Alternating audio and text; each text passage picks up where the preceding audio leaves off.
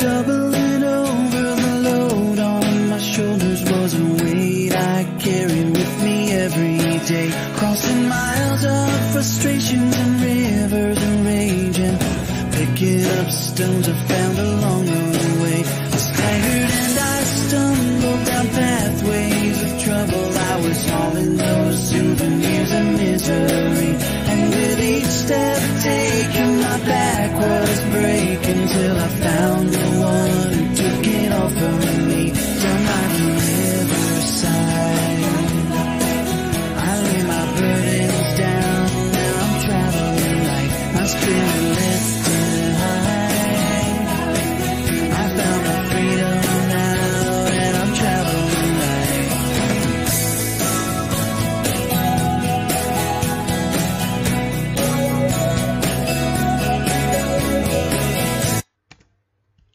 Bismillahirrahmanirrahim. Assalamualaikum warahmatullahi wabarakatuh.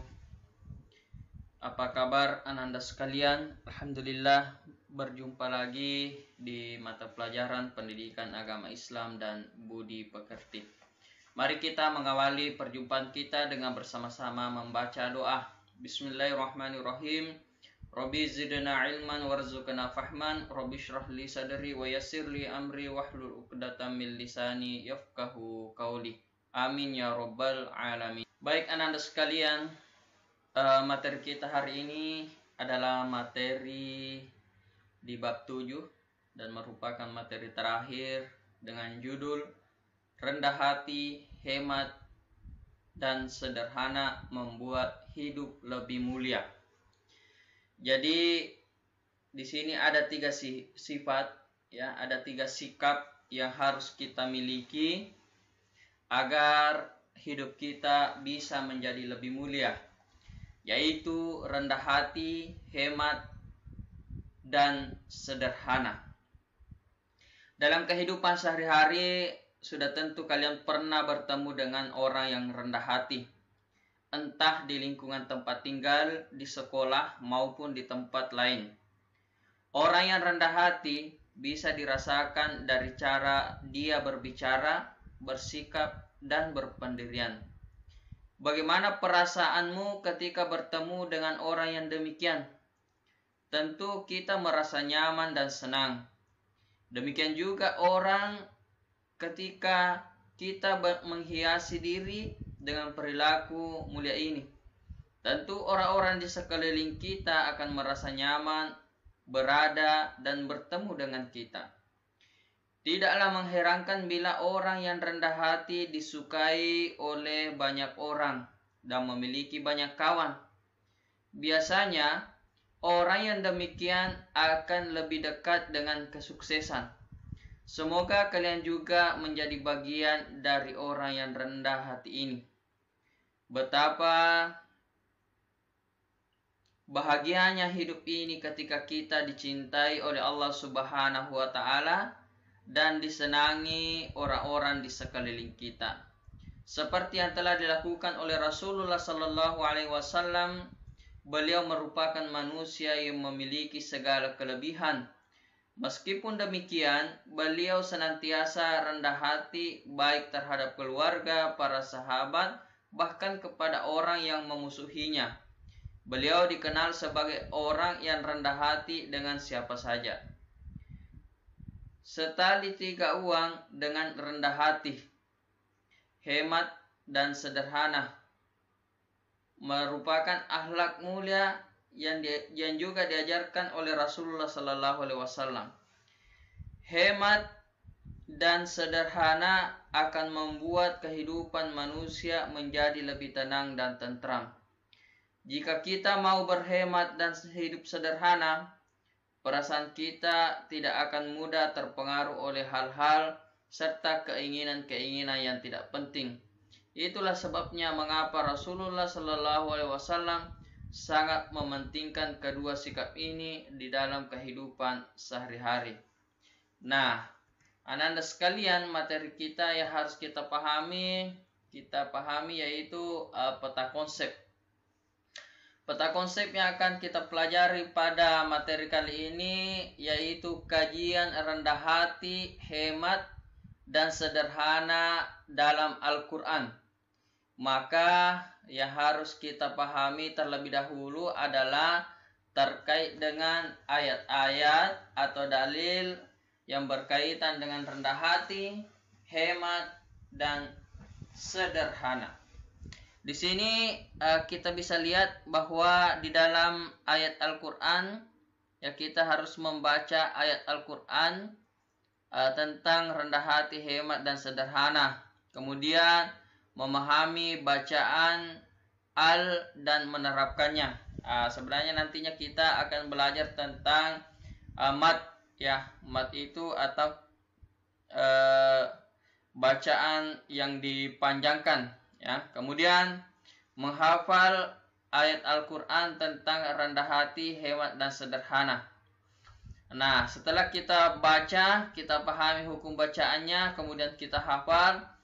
Selanjutnya adalah mengartikan tiap kata atau mufradat ayat Al-Quran tentang rendah hati, hemat, dan sederhana. Kemudian menerjemahkan ayat Al-Quran tentang rendah hati, hemat, dan sederhana. Setelah itu, setelah kita baca, kita pahami hukum bacaannya, kita hafal, kita mengartikan per kata, menerjemahkan secara keseluruhan.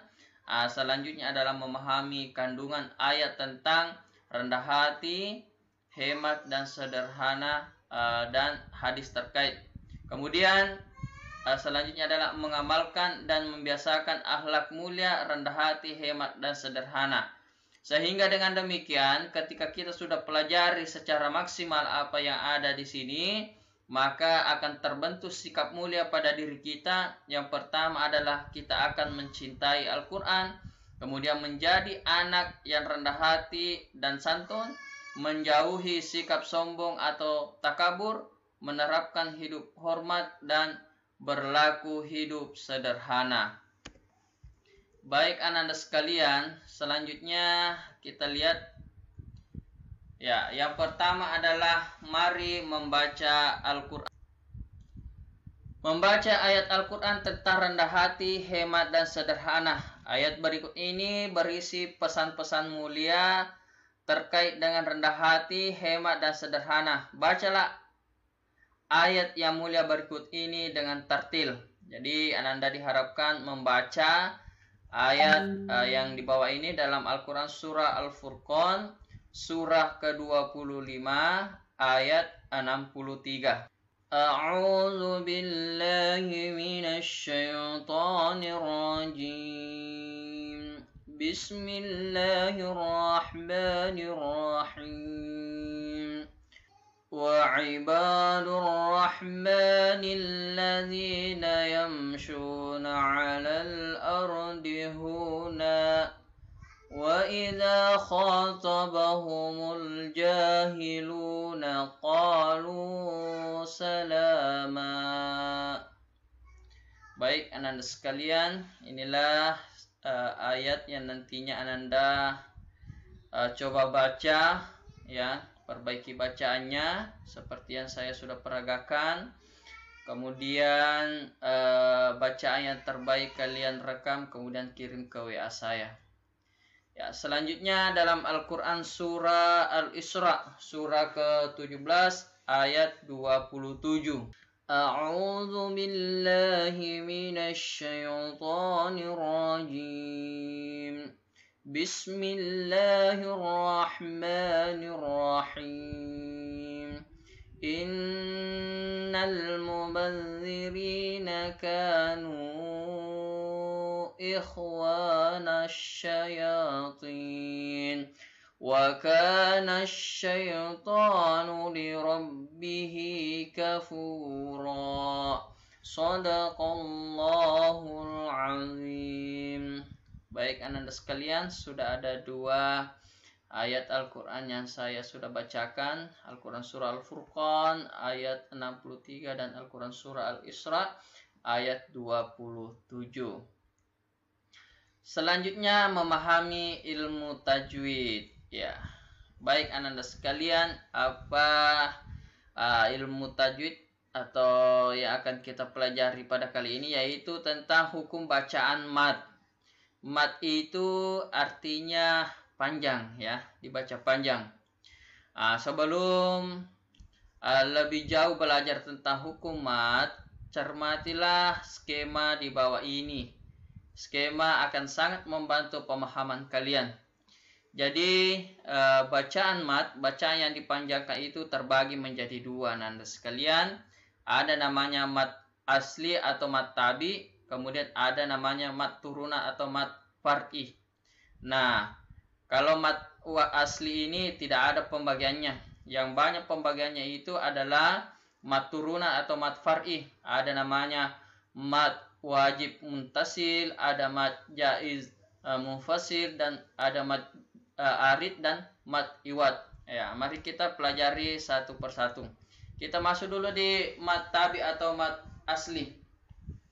Apa yang dimaksud dengan mad asli atau mad tabi adalah apabila terdapat harakat fathah diikuti alif. Harakat fathah diikuti alif. Ya, misalnya ini harakat fathah itu baris atas diikuti alif. Ya, maka dibaca panjang. Ya, maka bacanya An-nas, ya, tidak dibaca An-nas, tapi An-nas, ya. Inilah yang dimaksud dengan mad, dibaca panjang. Kemudian kasrah diikuti ya sukun. Kasrah diikuti ya sukun. Kasrah itu adalah berbaris bawah, ya. Contohnya ini. Berbaris bawah, huruf fa berbaris bawah, kemudian diikuti huruf ya sukun, maka dibaca fi, ya, fi, ya, tidak dibaca fi tapi dipanjangkan sedikit fi, ya. Kemudian yang selanjutnya adalah dhamma diikuti waw sukun. Dhamma diikuti waw sukun. Dhamma itu berbaris ini, ya, dhamma. Dalam bahasa Bugis madafeng, ya, madafeng. Kemudian diikuti waw sukun, waw yang berharakat ini mati, ya, sukun, maka dibaca a'udzu, ya, panjang huruf ainnya ya, karena dia mad. Saya ulangi sekali lagi, mad itu artinya dibaca panjang. Cara membacanya adalah dibaca panjang satu alif atau dua harakat, ya. Yang man di sini ini ya, kul a'udzu, ya. Ini panjang, ya. Bi rabbin nas, ya. Nas di sini. Fiji, ya. Ini, ya, semuanya dia mad asli atau mad tabi. Huruf berbaris kasrah disertai dengan huruf ya sukun. Fiji diha hablum mim masad. Ya, oke. Saya kira Anda sudah paham apa itu mad tabi atau mad asli, yaitu mad, ya, apabila terdapat harakat fathah diikuti alif, harakat kasrah berbaris bawah diikuti ya sukun, kemudian dhammah diikuti waw sukun, maka cara bacanya adalah dua harakat atau panjang satu alif. Nah, yang kedua adalah mad wajib muttasil. Disebut mad wajib muttasil apabila terdapat mad tabi yang asli tadi itu diikuti hamzah dalam satu lafaz. Cara membacanya adalah wajib dibaca panjang 3 alif atau 6 harakat. Yang dimaksud di sini adalah ini, ya. Ini ada huruf alif diikuti hamzah dalam satu lafaz. Contoh, idza jaa, ya, idza jaa. Ini alif, ada benderanya diikuti dengan hamzah, maka dibaca 6 harakat. Idza jaa nasrullahi wal fath. Idza jaa nasrullahi wal fath. Nah, inilah yang dimaksud dengan mad wajib muttasil. Selanjutnya mad jaiz munfasil. Disebut mad jaiz munfasil apabila terdapat mad tabi, ya, mad asli diikuti hamzah namun dalam lafaz berbeda. Cara membacanya dibaca panjang 1 alif 2 harakat, 2 alif 4 harakat, atau 2,5 alif atau 5 harakat. Nah, misalnya ini, ya, ini ada alif, ya, ini ada huruf lam disertai dengan huruf lam berbaris atas atau fathah, kemudian ada alifnya 2, ya, ada alifnya 1, ya. Maka dibaca wala antum abiduna ma a'bud. Ya, ini adalah salah satu contoh daripada mad jaiz munfasil. Wala antum abiduna ma a'bud. Ya. Kemudian selanjutnya mad arid. Disebut mad arid apabila terdapat mad tabi diikuti wakaf atau terdapat mad tabi di akhir ayat. Jadi saya ulangi, mad tabi diikuti wakaf. Wakaf itu artinya berhenti, atau mad tabi di akhir ayat. Cara membacanya dipanjang 1 alif, ya, atau 2 harakat, atau 2 alif atau 4 harakat, dan 3 alif 6 harakat. Nanti sekalian 1 alif itu jumlahnya panjangnya itu dibaca 2 harakat. Jadi kalau 2 alif maka di 2 kali 2 sama dengan 4 harakat. Kalau 3 alif berarti 3 kali 2 berarti 6 harakat. Ya, contohnya ini, ya. Iyyaka na'budu wa iyyaka nasta'in. Ya. Jadi ini, ya, nasta'in, huruf huruf berbaris kasrah disertai dengan ya sukun dan berada di akhir ayat. Maka dibaca bisa dibaca, ya, nasta'in. Ya, itu yang dimaksud dengan mad arid. Kemudian yang terakhir adalah mad iwad. Disebut mad iwad apabila ada huruf yang fathah tanwin.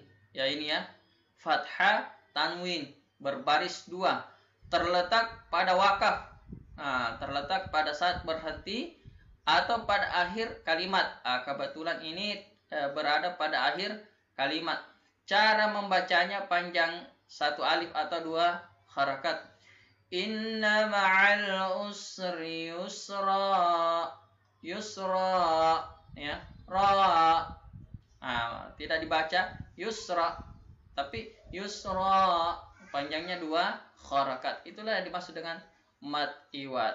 Oke, Anda sekalian, selanjutnya yang ketiga kita mengartikan ayat perkata atau mufradat, ya. Salah, ini mufradat. Mufradat dalam Al-Quran surah Al-Furqan ayat 63. Ya, kita bersama-sama.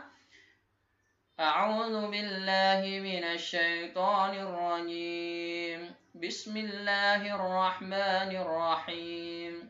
Wa dan ibadu hamba ar-Rahmani, Tuhan yang Maha Pengasih. Alladzina, itu adalah yamshuna, orang-orang yang berjalan, ala, di atas, al-ardi, bumi, hunan, dengan rendah hati, wa dan Idza apabila khatabahum menyapa mereka al-jahiluna orang-orang bodoh qalu mereka mengucapkan salama salam. Ya, nanti Ananda bisa latihan. Kalau sudah lancar direkam suaranya kemudian dikirim ke WA saya sebagai bukti Ananda telah mempelajarinya. Yang kedua, Al-Quran surah Al-Isra surah ke-17 ayat 27. Kita lihat. A'udzu billahi minasyaitonir rajim. Inna sesungguhnya. Jadi inna itu artinya sesungguhnya. Al-mubazzirina orang-orang yang pemboros. Ya, orang-orang yang pemboros. Kanu mereka adalah ikhwana saudara asyayatin setan. Jadi orang yang pemboros itu adalah saudaranya setan. Wa dan kana adalah asyaitan setan li rabbihi kepada Tuhannya kafura sangat ingkar. Ananda sekalian, siapa yang memboros sesungguhnya dia berteman atau saudaranya setan. Dan tahukah Ananda bahwa setan itu ingkar kepada Tuhannya. Nah, yang keempat, aktivitas peserta didik. Nah, Ananda sekalian, coba kalian perhatikan gambar ini. Ya, sudah lihat gambar ini? Ya, ini gambar ini sudah lihat. Coba cermati dan amatilah gambar tersebut. Kemudian tidak usah didiskusikan, langsung berikan komentar dan pertanyaan terkait gambar ini.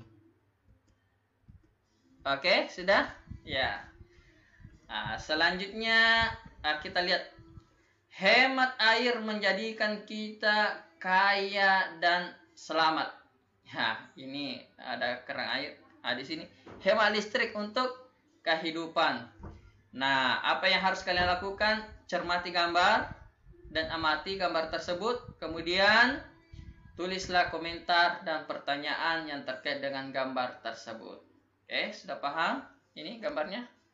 Oke. Dan ini ya, oke. Tapi cukup satu saja di sini ya. Nah, Anda sekalian silakan dibaca kisah teladan Fatimah Az-Zahra putri Rasulullah Sallallahu Alaihi Wasallam yang sederhana. Ya, setelah kalian membaca kisah tersebut, ceritakan kembali kepada saya, ya, tidak usah kepada teman-temannya, ceritakan kembali dengan bahasa kalian sendiri, kemudian ditambah dengan apa pelajaran yang bisa dipetik dari kisah tersebut. Ya, itulah beberapa aktivitas kita, dan saya ucapkan thank you very much for your attention to me. Syukran, jazakumullah khairan. Semoga Anda tetap dalam keadaan kondisi sehat walafiat, tetap semangat belajar di rumah. Jangan lupa jaga kesehatan, ya, jaga kesehatan, dan tugas-tugas yang belum diselesaikan agar segera diselesaikan. Demikian pertemuan kita pada kali ini, ditutup dengan ucapan wabillahi taufik wassalamaikum warahmatullahi wabarakatuh.